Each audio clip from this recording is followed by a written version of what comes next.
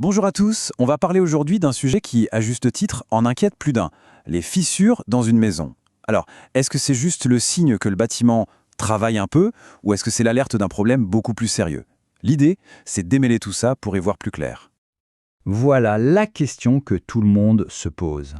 On découvre une fissure, et là c'est le grand doute, on s'inquiète ou on ignore. L'objectif ici c'est de donner des repères vraiment clairs, basés sur des analyses d'experts, pour savoir comment réagir.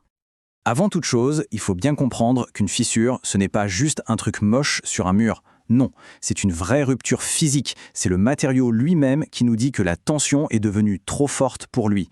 C'est un symptôme, et pour le traiter, il faut d'abord et avant tout identifier la cause profonde. Et pour trouver cette cause, il faut aller voir ce qui se passe en coulisses, du côté des forces invisibles qui s'exercent sur la structure. C'est la première étape et elle est absolument essentielle pour comprendre d'où vient le problème. Alors, les causes possibles sont nombreuses. Ça peut être un souci de gestion de l'eau qui vient creuser sous les fondations, l'action du gel ou même des défauts de conception. Mais la cause la plus fréquente et dont l'impact est de plus en plus fort avec le changement climatique, elle se trouve juste sous nos pieds, c'est la nature du sol, et en particulier les sols argileux. Un sol argileux, qu'est-ce qu'il a de si particulier? C'est sa capacité à réagir de façon assez spectaculaire à l'eau. Il n'est pas stable, pas du tout. On pourrait presque dire qu'il est vivant.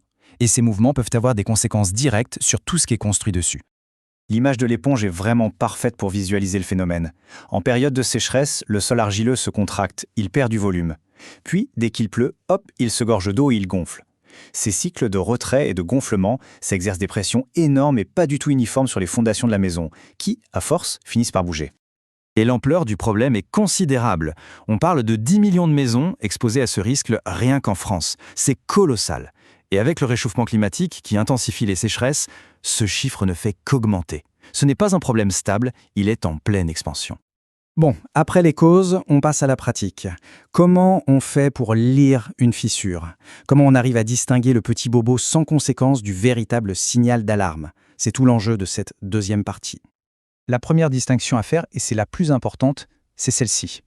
Une fissure superficielle, elle ne touche que l'enduit, la peau du mur en quelque sorte.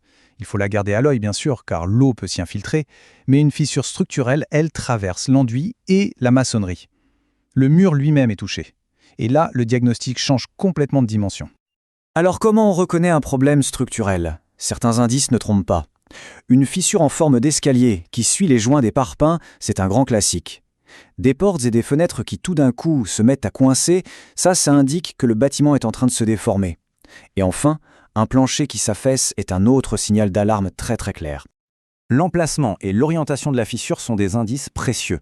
Par exemple, une fissure bien verticale dans un angle, c'est typique d'une tension au niveau des jonctions ou d'un problème de fondation.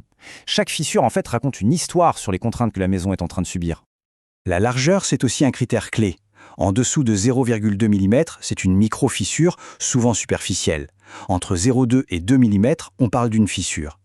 Et au-delà de 2 mm, on passe dans la catégorie des lézardes.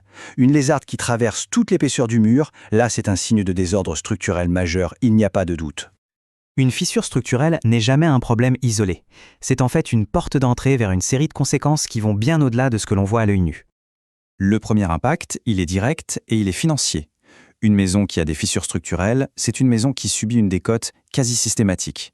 Pour un acheteur potentiel, c'est un risque énorme. Et ça se reflète inévitablement dans le prix de vente final.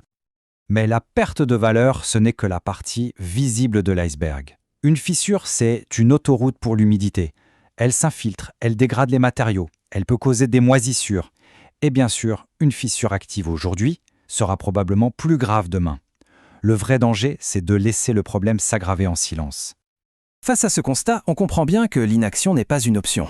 Alors concrètement, qu'est-ce qu'on fait quand on découvre une fissure qui semble sérieuse? Voici un plan d'action simple et logique. Il y a 3 étapes. D'abord, on objective le problème. On pose un témoin, c'est une sorte de règle graduée, pour savoir si la fissure bouge, si elle est active. Ensuite, on documente. Des photos datées, précises. C'est essentiel pour suivre l'évolution. Et enfin, l'étape la plus importante. On consulte, mais pas n'importe qui.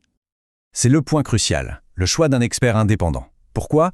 Parce qu'il n'est pas jugé parti. Son seul et unique objectif est de livrer un diagnostic technique impartial, sans chercher à vendre une solution de réparation derrière.